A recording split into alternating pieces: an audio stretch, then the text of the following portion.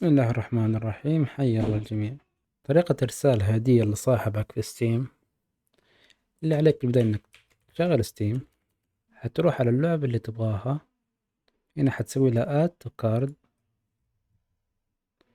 حتسوي فرم عند كلمة فور ماي أكاونت حتغيرها this is a gift، أو إنه حتروح فوق على اليمين أو فوق على اليسار على حسب لغة جهازك، على الكارد اللي السلة، حتغيرها من فور ماي أكاونت إلى this is a gift.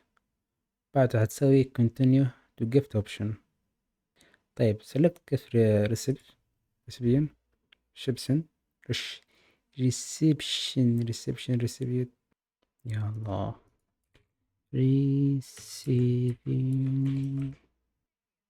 recipient أما recipient بالله عليك تختار الشخص اللي ودك إياه. بعدها هنا يمديك تكتب له أي شيء. هذه هدية يا ولد.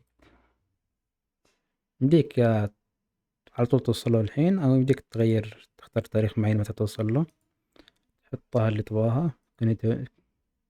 حتستمر على الدفع. بعدها حتسوي شراء، حتوافق على الاتفاقية وبعدها حتسوي شراء.